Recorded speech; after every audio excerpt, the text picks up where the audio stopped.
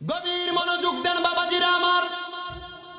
তাইলে আপনি যা কিছুর মালিক হন না কেন, আপনি বিশ্বাস রাখবেন আল্লাহ আপনাকে যা দিয়েছে আপনি তার উপর ঈমান রাখবেন, আলহামদুলিল্লাহ আদায় করবেন, শুকরিয়া আদায় করবেন।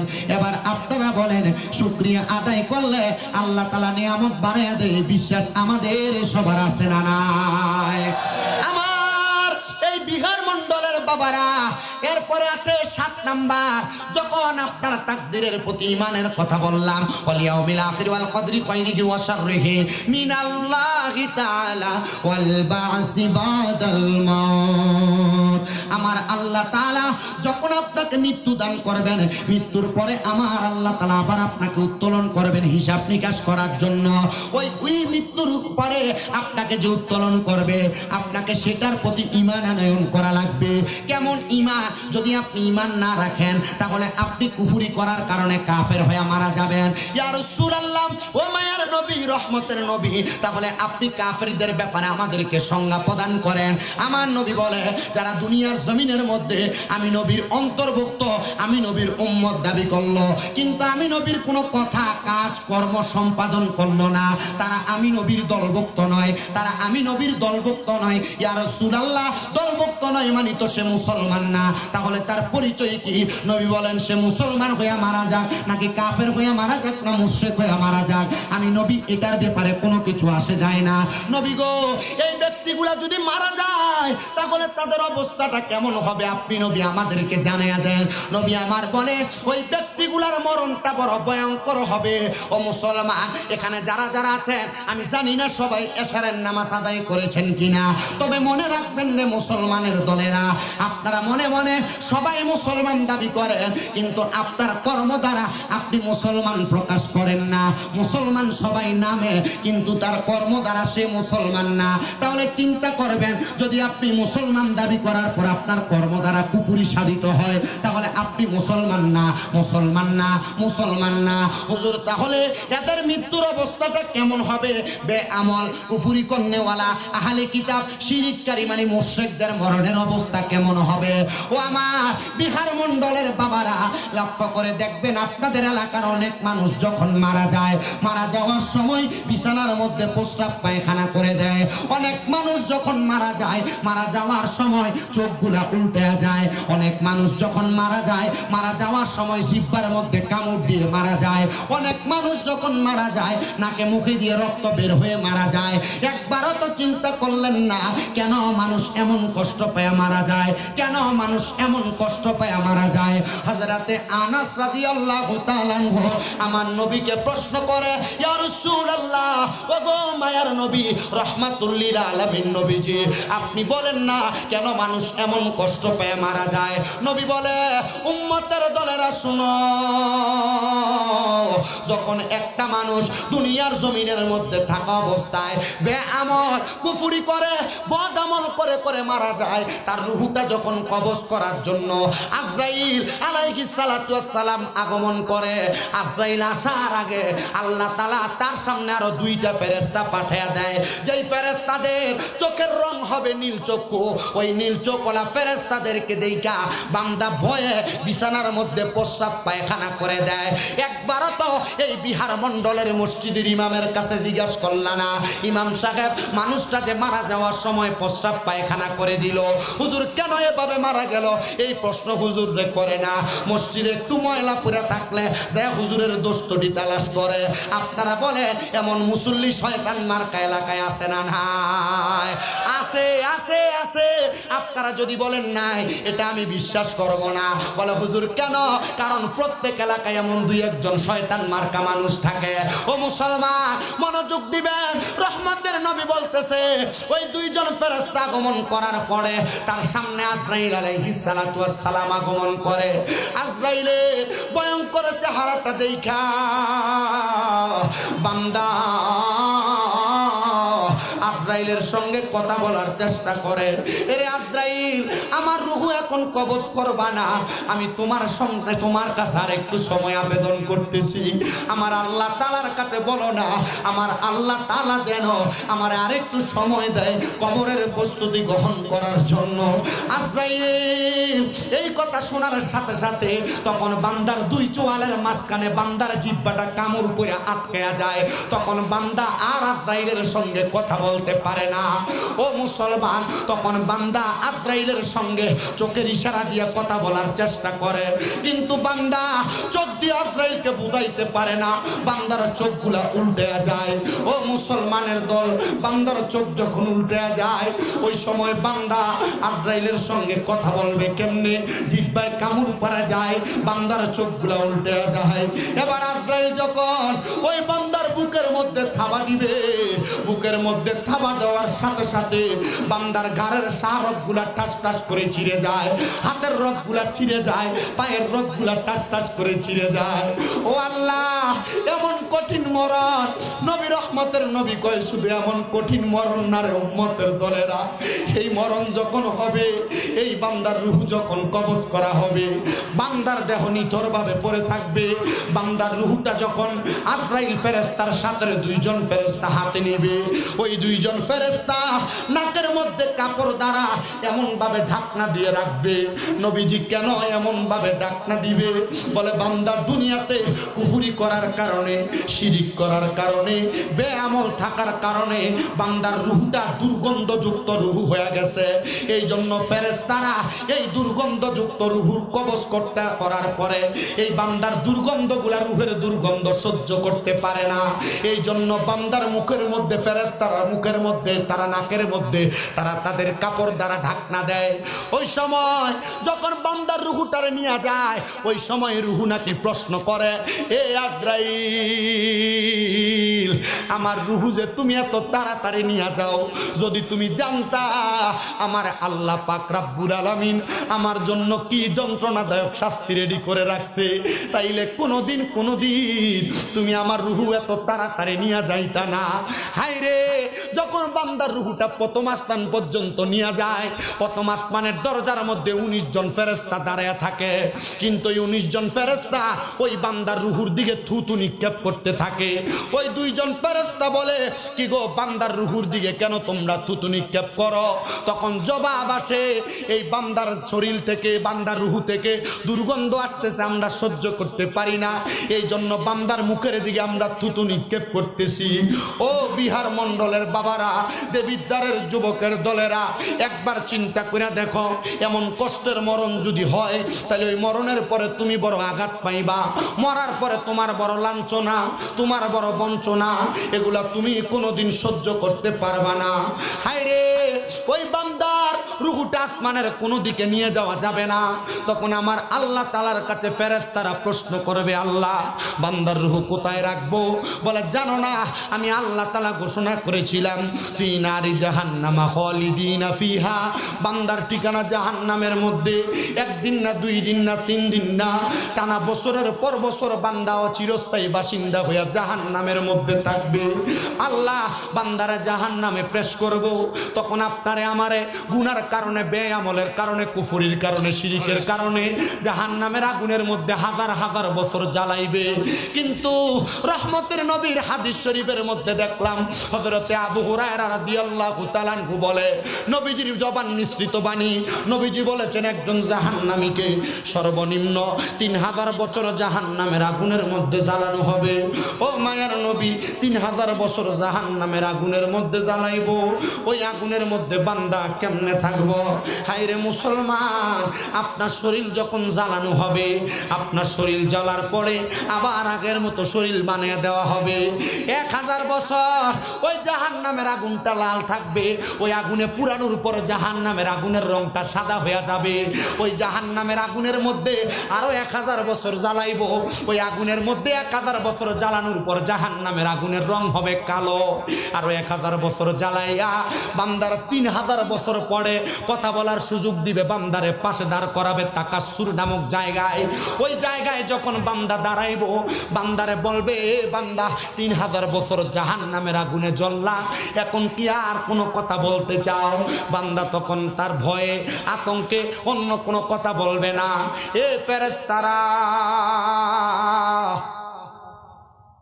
ও ফেরেশতারা, জাহান্নামের আগুনের মধ্যে জ্বলতে জ্বলতে আমি বড় পিপাসার্ত, আমার কি একটু পানির ব্যবস্থা করা যাবে? 3 বার বান্দা পানির জন্য হাহাকার করবে। ইয়া রাসূলুল্লাহ, ও মায়ার নবী, ওই ব্যক্তিগুলারে কি পানি দেওয়া হবে না? আহলে সুফার 70 মতান্তরে 72 জন সদস্য মসজিদে নববীতে বসা ছিল। নবীজি রহমতের নবী বলেন, আমি নবীর সম্মুখে 40 জন এই কথা শুনে শুনে বেহুশ হয়ে পড়ে গেছে। ইয়া রাসূলুল্লাহ, ওই মানুষগুলা কি পানি পান করতে পারবে না যারা 3000 বছর জাহান্নামের আগুনের মধ্যে জ্বলেছে? নবী বলে, হ্যাঁ, এদেরকে পানি দেওয়া হবে, কিন্তু দুনিয়ার পানি যেমন পানি, এদেরকে তেমন পানি দেওয়া হবে না। নবী গো, কেমন পানি দেওয়া হবে? ওই ব্যক্তিদেরকে অন্যান্য জাহান্নামীরা জাহান্নামের আগুনের মধ্যে জ্বলার পরে এদের যেই রক্ত এবং পুজ মাটিতে পড়ছে, এই রক্ত পুজগুলা বান্দাকে দেওয়া হবে। কিসের মধ্যে? এমন কাঁচের গ্লাস না, প্লাস্টিকের গ্লাস না, স্টিলের গ্লাস না, একটা গরম লোহার পাত্রের মধ্যে আগুনের মধ্যে গরম করলে কয়লা যেমন উত্তপ্ত লাল হয়ে যায়, এমন লোহার গরম পাত্রের মধ্যে কইরা বান্দাকে পানি দেওয়া হবে। ওই পানির নাম হাদিস শরীফের ভাষায় তিনাতুল খাবাল। ওই পানি যখন বান্দারে দেওয়া হবে, বান্দা পানি পান করবে, কিন্তু বান্দা ভয়ে ভয়ে পান করবে। চিন্তা করে দেখেন, দুনিয়ার পানিতে একটা পোকা পড়লে পানি ফেলাইয়া দিয়া আপনি গ্লাসটা বারবার ধৌত করে পানি পান করেন, কিন্তু এই কবরে গেলে অন্যান্য জাহান্নামীদের রক্ত পূজা আপনি পান করবেন। যদি আপনি হারাম খান, আল্লাহর কোরআনের আইনের বাহিরে কর্ম করেন, আল্লাহর কোরআন যা করতে বলে তা না করেন, আল্লাহর কোরআন যা নিষেধ করে আপনি তা না মানেন, কবরের মধ্যে যাওয়ার পরে ওই পানি যখন পান করবেন, সাহাবায়ে কেরাম বলে, নবীজির জবান নিশ্চিত বাণী, আমার নবী বলেছে, ওই পানি যখন পান করে বান্দার পেটের নাড়ি বুড়িগুলা বান্দার পায়খানার রাস্তা দিয়ে নিচের দিকে পড়ে যাবে। হায়রে মুসলমান, একবার চিন্তা করে দেখছেননি এমন কষ্ট আপনাকে আমাকে দেওয়া হবে? এরা কারা? এদের পরিচয় কি? দেখবেন আপনাদের এলাকায় এমন অনেক মানুষ আছে নামাজ পড়ে হারাম খায়, সুদ খায়, আছে।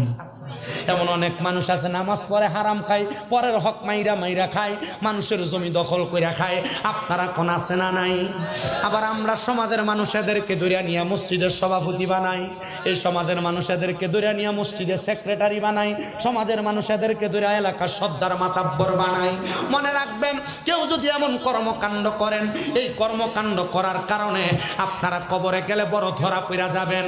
কিন্তু যদি প্রশ্ন করে, এই খারাপ লোকটা, বাজে লোকটারে কেন মসজিদের সভাপতি সেক্রেটারি বানাইলা?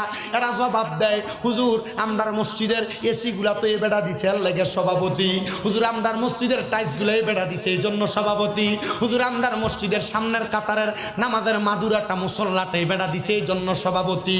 না না না, ও মুসলমানের দলেরা, আবদানের সবার কাছে আবদার জানাই, একটা কথা মনে রাখবেন, এমন হারামখোর পরের হক মাইরা যারা খায়, মানুষের সম্পদ দখল করে যারা খায়, এই মানুষগুলা যদিও তারা নামাজ পড়ে, রোজা রাখে, এই নামাজ, রোজা, হজ, যাকাত আল্লাহর কাছে কোনোদিন কবুল হবে না।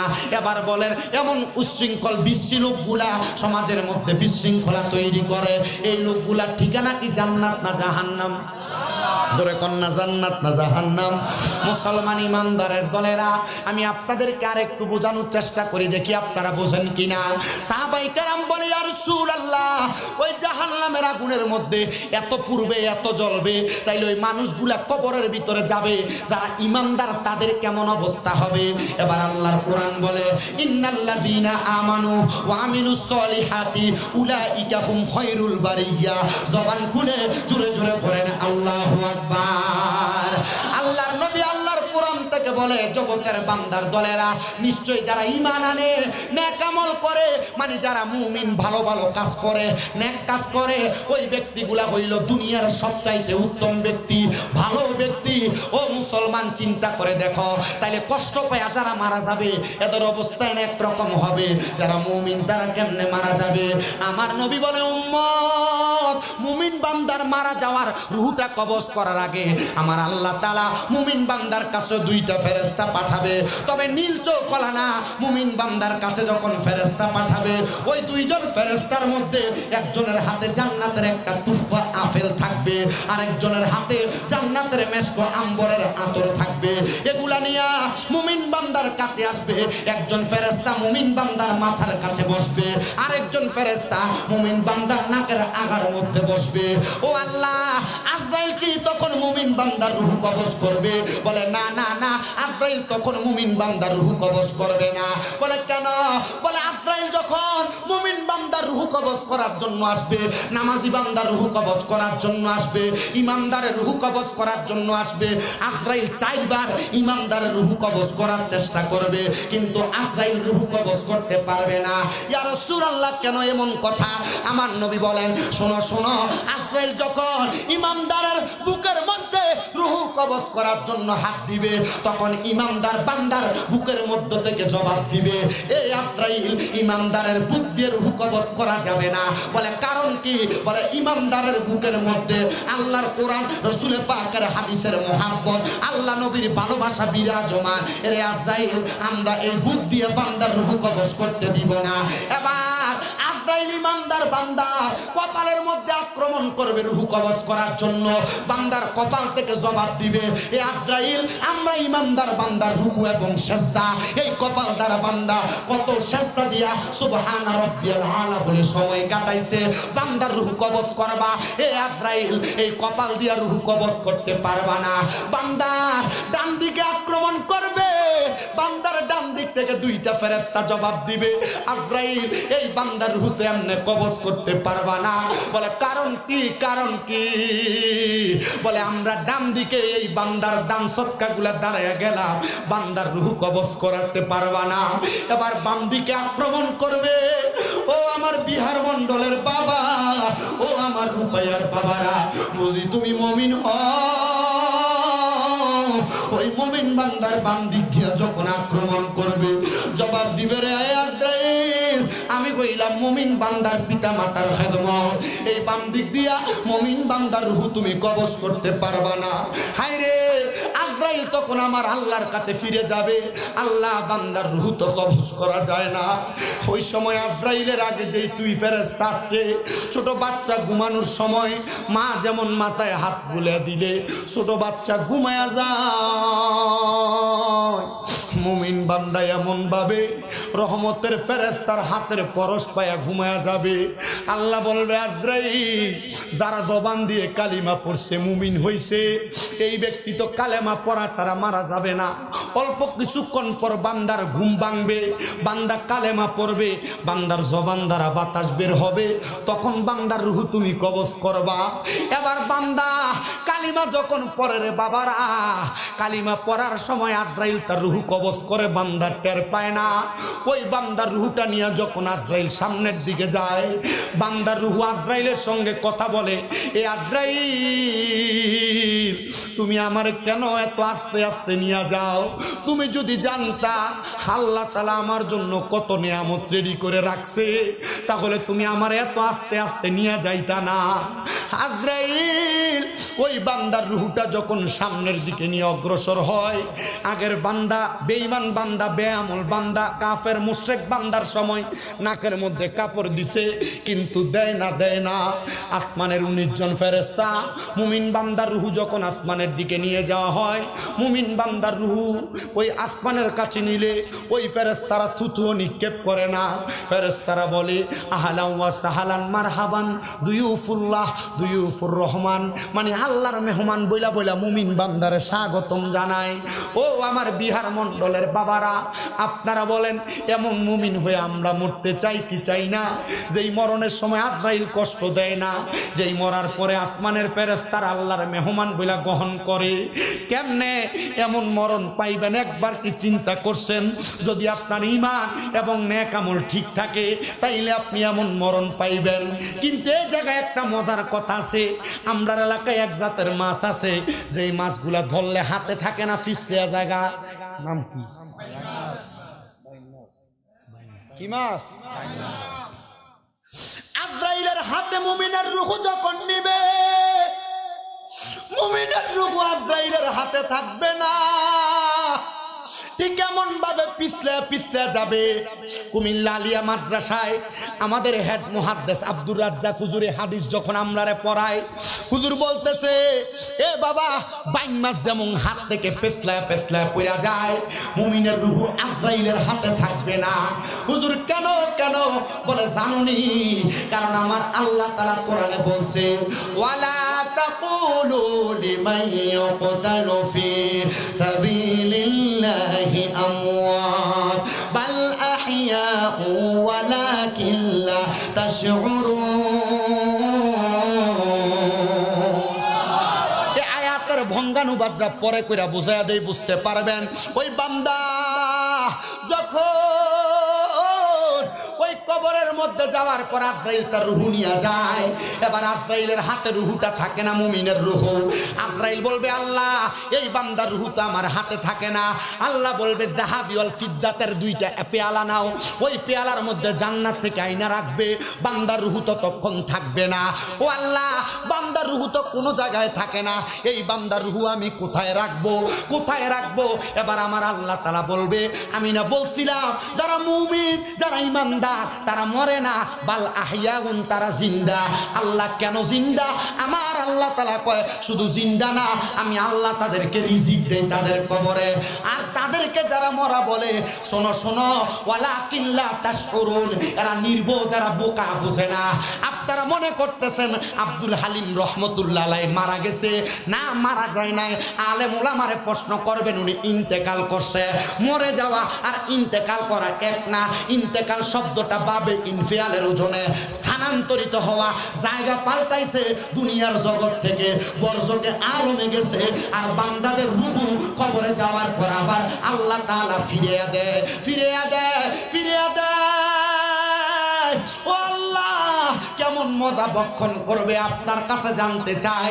বলে, এমন মজা বক্ষণ করবে যেই মজাটা পাইলে বান্দা দুনিয়ার স্বাদ ভুলে যাবে। জান্নাতের মজা বান্দা কোন বললে ফায়াকুন হইতে দেরি হবে না। আমার আল্লাহ তাআলা বান্দার জন্য নিয়ামত রেডি করে রাখবেন। আল্লাহ কেমন নিয়ামত? বলে, জান্নাতের মধ্যে আমার আল্লাহ তাআলা এমন নিয়ামত দিছে, জাযাউহুম ইনদা রাব্বিহিম জান্নাতু আদনিন তাজরি মিন তাহতিহাল আনহার, আল আনহারু খালিদিনা ফিহা আবাদা রাদিয়াল্লাহু আনহুম ওয়া রাদু আন, যালিকা লিমান খাশিয়া রাব্বাহ। আল্লাহ ওই মুমিন বান্দার জন্য যেই জান্নাত, যেই প্রতিদান রাখছে, ওই জান্নাত প্রতিদানটা হইল জান্নাতুল আদন। কেমন সুন্দর জানেন? আল্লাহর নবী আল্লাহর কোরআন থেকে বলে, তাজরি মিন তাহতিহাল আনহার, এত সুন্দর জান্নাত, ওই জান্নাতের নিচে দিয়ে একটা নদী প্রবাহিত হবে। ওই নদীর মধ্যে দুনিয়ার নদীর পানি যেমন এক রকমের পানি থাকবে না, ওই নদীর মধ্যে পানি থাকবে 4 রকমের। ইয়া রাসূলুল্লাহ, ওই নদীর নামটা কি? আমার নবী বলে, র আলিফ জিম বা, ওই নদীর নাম হলো রজব নদী। ও নবী গো, ওই নদীতে কেমন কেমন পানি থাকবে? আমার নবী কয় 4 প্রকারের পানি। 1 নাম্বার, ওই নদীতে হাউজে কাউসারের পানি, ইন্না আ'তাইনা কাল কাউসারের পানি থাকবে। 2 নাম্বার, ওই নদীর মধ্যে পানি থাকবে সারাবান তাহুরা। 3 নাম্বার, ওই নদীর মধ্যে পানি থাকবে জান্নাতি লাবান মানে দুধ। আর 4 নাম্বার, ওই নদীর মধ্যে পানি থাকবে জান্নাতের মধু। নবী গো, ওই 4 প্রকারের পানি কারা কারা পান করবে? আমি 4 প্রকারের ব্যক্তির কথা বলে বয়ান শেষ করছি, কষ্ট হবে আপনাদের, একটু অল্প সময় অপেক্ষা করে বয়ানটা শ্রবণ করার চেষ্টা করবেন। ওই 4 প্রকারের নদীর মধ্যে 1 প্রকার যেই পানি থাকবে, ইন্না আ'তাইনা কাল কাউসার। দুনিয়ার জমিনের ভিতরে কারোর অন্তরে যদি আল্লাহ এবং রসুলের মোহাব্বত থাকে, আল্লাহ এবং রসুলের দেখানো পথ এবং মতে চলাফেরা করে, তাহলে ওই ব্যক্তি কাউসারের পানি পান করবে। যেই পানি পান করলে মরার আগে বান্দার পিপাসা লাগবে না, পিপাসা লাগবে না। 2 নাম্বার, ওই বান্দা সারা বান্দা হুরা পানি কারা পান করবে? অনেক মানুষ নেশাখোর আছে না, এই যে পরিমাণ ফুংডামি ইন্ডিয়া বইয়ে করতেছে, শয়তান ছুটি যায় আজকে তোরে দায়িত্ব হয়ে গেছে। আল্লাহ কবুল করুক, জোরে কোনা আমিন। আমি একটু এই 4 প্রকারের পানির পরিচয় দিয়া কে কে খাইবো এই পানি এটি বলে দিয়ে তেমন চিন্তা করবেন, দেখবেন আপনারা অনেকের গায়ে ওয়াজ ফিরে গেছে। একটু মুহাব্বতে দুরূদ শরীফ পড়েন, আল্লাহুম্মা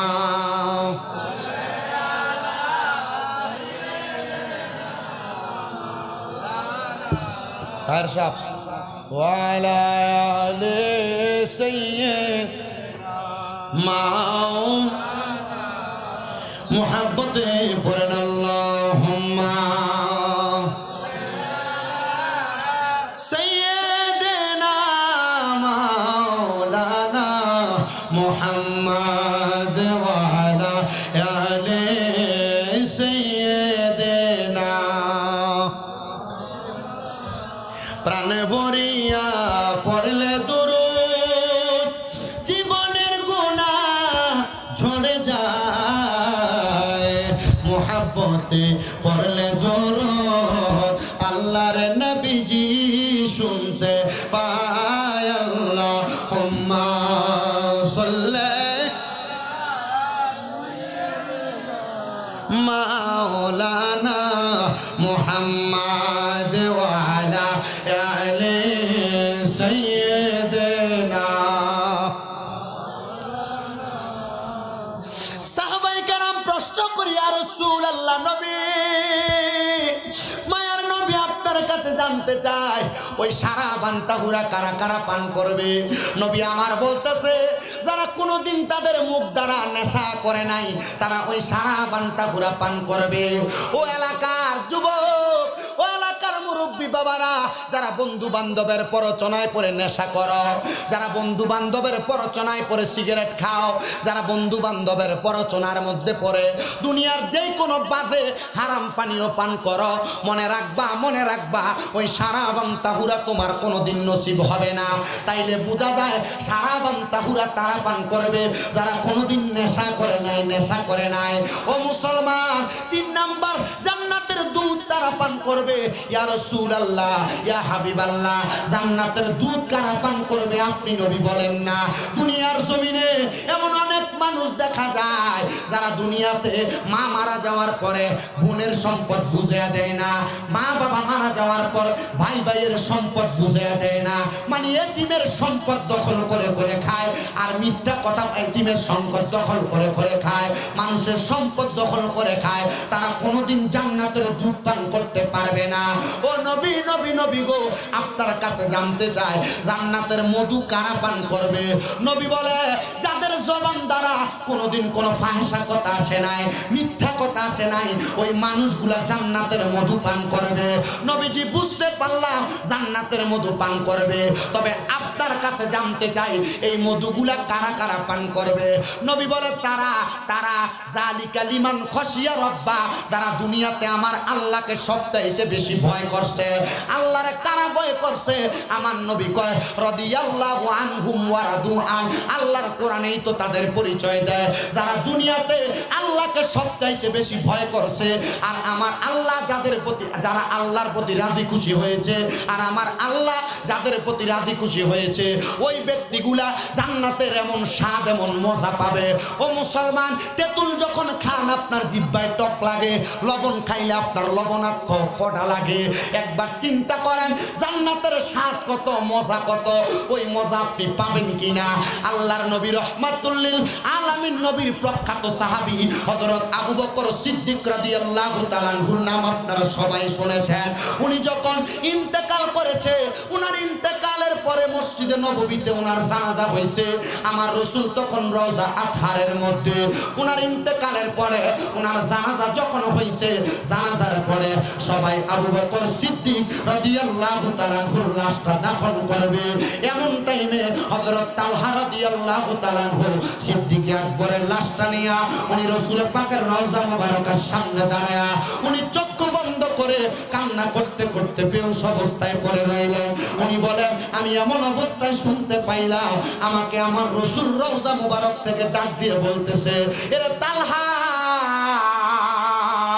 আমার আবু বকরকে তোমরা কেন কবরে রাখতে দেরি করতেছো তোমরা কি জানো না আবু বকর দুনিয়াতে আমি নবীর সঙ্গী ছিল আমি নবীর হিজরতের সঙ্গী ছিল আবু বকরকে তাড়াতাড়ি আমি নবীর পাশে শোয়া দাও আবু বকর আমি নবীর জান্নাতের সঙ্গী জবান খুলে জোরে জোরে বলেন সুবহানাল্লাহ মুসলমান ইমানদার আপনারা এমন জান্নাতের সঙ্গী হইতে পারবেন কিনা নবীর সাথে এটার গ্যারান্টি আমি কেন দিব আপনি আপনার নিজের বিবেকটাকে প্রশ্ন প্রশ্ন করবেন। রাত্রে যখন বাড়িতে যা ঘুমাইবেন, আপনার ডান হাতের তালুটা আপনার ডান গালের সাথে লাগায়া, আপনার পাগুলা বাঁকা কইরা ডান কাত হইয়া শুইয়া আল্লাহর কাছে আপনার আল্লাহর কাছে চিন্তাগ্রস্ত হয়ে এভাবে থাকবেন। আর ভীতু মনে নিজের মনকে নিজে প্রশ্ন করবেন, কবরে গেলে আপনার সাথে যে খারাপ আচরণ এবং ভালো আচরণের কথা বললাম, কবরে আপনার সাথে আপনার কর্ম দ্বারা কোন আচরণ আপনার বিচার কেউ করবে না, আপনি আপনার বিবেকের বিচার করবেন। সবার কাছে আমি শুধু এতটুকু আবদার করে গেলাম, দুনিয়াতে কোনোদিন কুফরি এবং বাজে কাজ, শিরকি কাজ কর্ম করবেন না। আরেকটা কথা বলে দিয়ে যায়, আমার আল্লাহ তাআলা কোরআনুল কারীমে বলেছেন, ওয়াবুদুল্লাহ ওয়ালা তুশরিকু বিহি শাইআ ওয়া বিল ওয়ালিদাইনি ইহসানা। আমার আল্লাহ বলেছেন তোমরা আমি আল্লাহর ইবাদত করো, আল্লাহর সঙ্গে কোনো কিছুর মধ্যে শিরিক করবে না। আর 3 নাম্বার, তোমরা তোমাদের পিতামাতার প্রতি সদাচরণ করো, ইহসান করো। ইয়া রাসূলুল্লাহ, কেন? বলে যদি সদাচরণ না করো, নামাজ, রোজা, হজ, যাকাত, যত রকমের ইবাদত সব তোমার বিফলে যাবে। নবী গো কেন?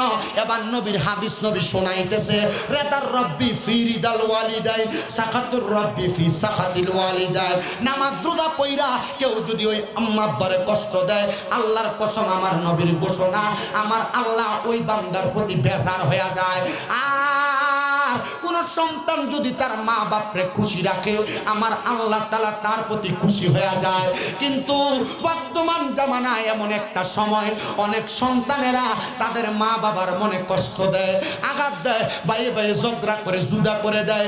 অনেকে আছে বউ আপনার বলে, তোমরা তো এক ভাই না 2-3 ভাই, কেন কেন কেন তুমি তোমার মা বাপরে একা খাওয়াইবা, 2-3 ভাই একসাথে খাওয়াইতে পারো না? এই কথা শুনে মা বাপরে আলাদা করে দেয়। সকালে এক ঘরে খায়, দুপুরে এক ঘরে খায়, রাত্রে এক ঘরে খায়। পায়ে ধরে বলি, এই কাজটা আপনারা কখনো করবেন না। মনে রাখবেন, আব্বা আম্মা বৃদ্ধ হইলে আব্বা আম্মার জিহ্বার স্বাদ নষ্ট হয়ে যায়, কখন কি খাইতে মন চায়। মা বাবা ভয়ে সন্তানকে বলে না, কারণ কি? আল্লাহর নবী বলেছেন, কিয়ামতের আগে সন্তানকে মা বাবা ভয় পাবে। নবী গো কেন? বলে মা বাবা সন্তানের কামাই খাওয়ার কারণে। ও সন্তান, ওই আম্মা আব্বারা জুদা না করে আজকে এই বিহার মন্ডলের ঈদগার মাহফিল থেকে ওয়াদা করো, এখান থেকে বাড়িতে যাইয়া মা বাবার পা গুলার মধ্যে ধরবা, ধরে বলবা, ও মা, ও আব্বা যান, আল্লাহর রাস্তায় আমি সন্তানকে মাফ করে দেন। যতক্ষণ পর্যন্ত মাফ করে দিছি বলছে, ততক্ষণ পর্যন্ত পা ছাড়বা না, কারণ তারা মাফ না করলে আমার আল্লাহ তোমারে মাফ করবে না।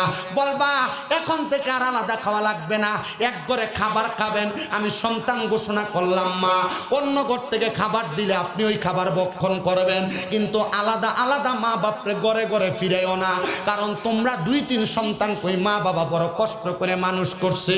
এ সন্তানের দল, এ নবীর উম্মতের দলেরা অনেকে চিন্তা করে, হুজুর আমি মা বাবার পায়ে ধরে মাপ চাইবো দূরের কথা, আমি তো 2 ঈদে মা বাবার পা ছুঁয়া সালামি করি না। আরে না না না, আল্লাহর নবী রহমতের নবী ঘোষণা দেয়, শুধু পা ছুঁয়া সালাম করা না, আমি নবী তো জানি রে, আমার নবীজি ঘোষণা করতেছে, ওই মা বাবার কদমের মধ্যে কোনো সন্তান যদি চুম্বন করে, আল্লাহর জান্নাতের চৌকাঠে চুম্বন করা সওয়াব পাইবা। আপনারা হয়তো মনে করতেছেন আমি আমার এলেম শিক্ষার জোর দিয়ে আমি আপনাদের সাথে কথা বলি, আল্লাহর কোরআনের কসম করে বলি, কুমিল্লা আলিয়া মাদ্রাসায় মাত্র কামেল প্রথম বর্ষে, কুমিল্লা ইউনিভার্সিটিতে বাংলায় অনার্স ফাইনাল ইয়ারে মাত্র পড়ালেখা, শিক্ষার কোনো জোর নাই। যখন নবীর হাদিস পড়লাম আর ওলামায়ে কেরামের জবানে শুনলাম, আম্মা আব্বার কদমে চুমা দিলে জান্নাতের চৌকাঠে চুমা দেওয়া সওয়াব পাওয়া যায়। ওই দিন ক্লাস 6-7 ছাত্র থাকা অবস্থায় ঘুমন্ত মা বাবার কদমে চুমা দিছি, আর আমার আল্লাহ তাআলা এমন কবুল করছে, আজকে আমার আল্লাহ তাআলা আমি যত সম্মানের যোগ্য না, এর চাইতে বেশি সম্মান আমার দান করছে। কিন্তু এখানে অনেকে চিন্তা করতেছে, হুজুর আমি তো কোনোদিন আমার মা বাবার সাথে কোনো অন্যায় করি নাই, আমিও কি মাপ চাইবো? সন্তান মনে রাখবা, আজকের মাহফিল কবুল হবে কি হবে না? এটার গ্যারান্টি কেউ দিতে পারবে না। তবে আমি একটা গ্যারান্টি দিয়া যাই, আগামীকালকে যদি দেখো এই বিহার মণ্ডলের চা দোকানে বৈশা কোনো সন্তানের বাবা বলতেছে, হ্যাঁ আমার ফুতে কোনোদিন আমার সাথে কোনো অন্যায় করে নাই, তবু আমি মা বাবার কাছে মাপ চাইছে, মনে রাখবা মা বাবার কদমের কাছে কোনো সন্তান ছোট হইলে আল্লাহ তাআলা জগৎ বিখ্যাত বড় বানায়া দেয়। এ সন্তান আম্মা আব্বার কদমের কাছে মাপ চাইবা, আম্মা আব্বার কাছে যখন এমন ক্ষমা চাইবা, মা বাপ মনে করবে সন্তান এখন আমি মা বাবার রেফারে আছে। কিন্তু আপনি যদি আম্মা আব্বার এড়াইয়া চলেন, আপনার মা বাবার মনে কষ্ট থাকবে সন্তান বড় হয়ে গেছে। না রে, আপনি মাপ চাইবেন না, আপনার মনের মধ্যে ভয় লাগতেছে, শরম লাগবে, শরমের কারণে মাপ চাইবেন না। কিন্তু তাকায় দেখেন অনেকে চিন্তা করে, হুজুর যাদের বাড়িতে বাবা আছে তারা বাড়িতে যে বাবার পায়ে ধরে মাপ চাইবো, আমার তো আব্বা নাই, আমি কার পায়ে ধরে মাপ চাইবো? সন্তান, ওই আব্বা তোমার বড় কষ্ট করে মানুষ করছে, মাপ চাইতে পারবা না, চিন্তা করবা না। আখিরি মুনাজাত হবে, মুনাজাতের মধ্যে আব্বা আম্মার জন্য খাস করে দোয়া করবা।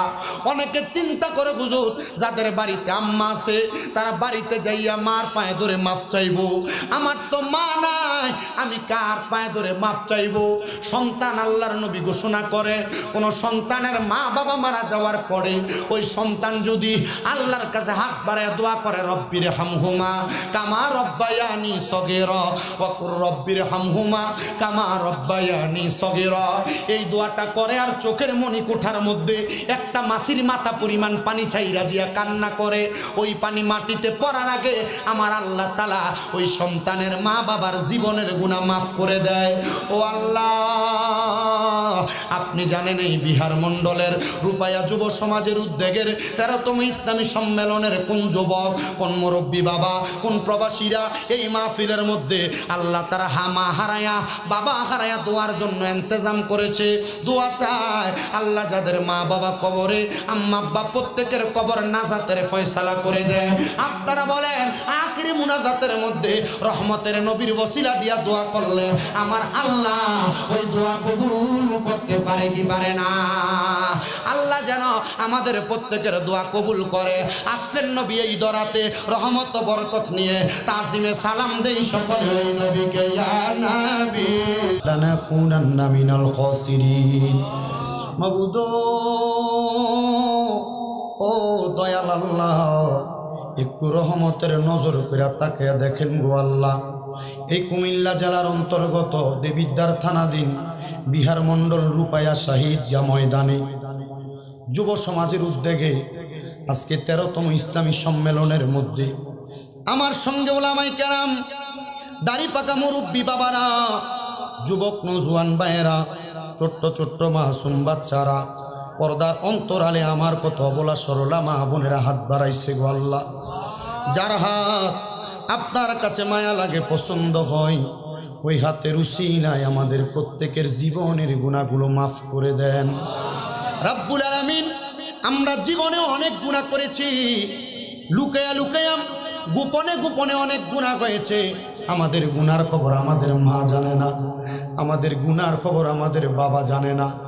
আল্লাহ, আমাদের গুনার খবর যদি দেশবাসী এলাকাবাসী জানতো, আমাদেরকে মানুষ বলে সমাজের মধ্যে দাম দিত না গো আল্লাহ। আমরা জানি আপনি বলেছেন লা তাকনাতু মির রাহমাতিল্লাহ, আপনি আল্লাহর রহমত থেকে যেন আমরা নিরাশ না হই। ও আল্লাহ, আমরা তওবা করি, আমরা গুনাহ করেছি, অন্যায় করেছি, গুনাহ করেছি, অন্যায় করেছি। আল্লাহ, আমাদের গুনার দিকে না তাকাইয়া আপনার রহমানুর রহিম নামের খাতিরে আমাদের প্রত্যেককে আপনি ক্ষমা করে দেন আল্লাহ। আজকের মাহফিলে কে জানি হাত বাড়াইছে আল্লাহ, কার জানি জগতের মধ্যে মা নাই, কার জানি জগতের মধ্যে বাবা নাই। যেই বাবা রিক্সা চালায়া মাটি কাইটা মাথার ঘাম পায়ে ফালায়া পরের বাড়িতে বদলার কাজ করে সন্তানদের মানুষের মতো মানুষ করার জন্য আব্বা নিজের রক্তরে পানি বানাইছে, এমন আব্বা যাদের কবরে, আব্বার কবর তুমি আল্লাহ জান্নাতের বাগান বানিয়ে দাও আল্লাহ। আল্লাহ, অনেকে হাত বাড়াইছে যাদের জগতের মধ্যে মা নাই, যে মা দুঃখিনী 10 মাস 10 দিন গর্ভে ধারণ কইরা সন্তানের প্রসব বেদনা সহ্য করতে মার বড় কষ্ট হয়েছে। ও আল্লাহ, যাদের এমন মা দুঃখিনী অন্ধকার কবরে, আমার কবর তুমি আল্লাহ জান্নাতের বাগান বানিয়ে দাও। মনিব কে জানি হাত বাড়াইছে, মাও নাই বাবাও নাই, আল্লাহ যাদের মা বাবা দুইজন কবরে, আম্মা আব্বা দুইজনের কবর নাজাতের ফয়সালা করে দাও।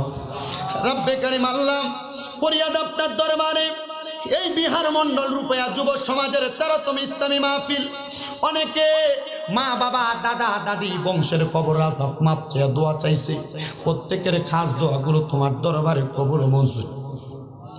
আল্লাহ যাদের মা বাবা বেঁচে আছে হায়াতে তৈয় বা ইমানে আমলে জিন্দিগি নসিব করো, আম্মা আব্বার খেদমত করার তৌফিক দান করো। আল্লাহ এই মাহফিলে যারা টাকা দিয়া, পয়সা দিয়া, শ্রম দিয়া, বুদ্ধি দিয়া, পরামর্শ দিয়া, মাইক দিয়া, লাইট দিয়া, প্যান্ডেল দিয়া, সোশ্যাল মিডিয়ার সদস্য সহ আল্লাহ আমার যে শ্রোতা মণ্ডলী ভাই বাবারা, বিশেষ করে পর্দার অন্তরালের মা বোনেরা, প্রত্যেকের দোয়া তোমার আলিশান দরবারে কবুল মঞ্জুর করে নাও। রব্বে কারিম আল্লাহ বিশেষ করে ফরিয়াদ আপনার দরবারে, অনেক প্রবাসী ভাইরা বিদেশ থেকে দোয়া চায়, আল্লাহ আমার প্রবাসী ভাইদের দোয়া কবুল মঞ্জুর করে নেন, প্রত্যেকের হায়াতের মধ্যে কামাই রুজির মধ্যে বরকত দান করেন। আল্লাহ মরণ দিবা দুঃখ নাই, তবে বেঈমান বানিয়ে মরণ দিও না। মরণের আগে বারবার মক্কা মদিনার তাওয়াফ এবং জিয়ারত নসিব করায়া আখিরি জবানে মধুর কালেমা পড়াইয়া দিয়েন, লা ইলাহা ইল্লাল্লাহু মুহাম্মাদুর রাসূলুল্লাহ সাল্লাল্লাহু আলাইহি ওয়াসাল্লাম।